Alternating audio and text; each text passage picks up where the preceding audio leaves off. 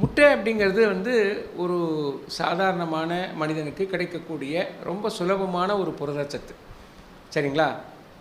ஒரு ஒரு wonder protein அப்படின்னே சொல்லலாம். இந்த முட்டையில் இவ்வளோ நல்ல ஒரு விஷயம் இருக்கு இல்லையா? ஆனால் இதை மக்கள் பாதுகாப்பாக சாப்பிடணும் அப்படிங்கிறது தான் ரொம்ப ரொம்ப விஷயம்.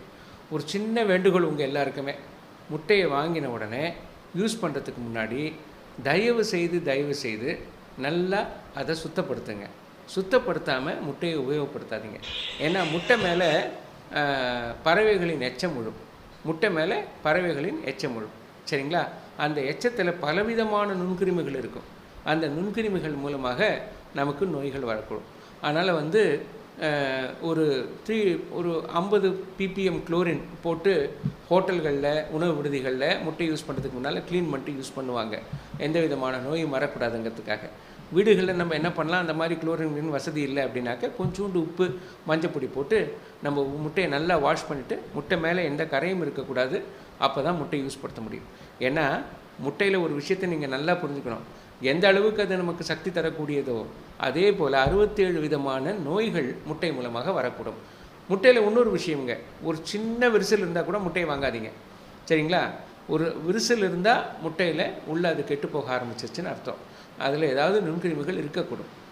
இன்னொரு 3வது மிக முக்கியமான விஷயம் என்ன தெரியுமா? முட்டையை உடைச்ச உடனே 20 நிமிஷத்துக்குள்ளே எப்படியாவது அடுத்த நிலைமைக்கு மாற்றி யூஸ் பண்ணிடுங்க. அப்படியே கேர்லெஸ்ஸாக இருந்துடாதீங்க. முட்டையை உடைச்சிட்டு உதாசீனமாக இருந்துடாதீங்க. ஏன்னா அதில் ஏதோ ஒரு மிளகு பொடி போட்டோ இல்லை மிளகா பொடி போட்டோ இல்லாட்டி உப்பு போட்டோ அதை ஜஸ்ட்டு நெக்ஸ்ட் ஸ்டெப்புக்கு கொண்டு போயிடுங்க.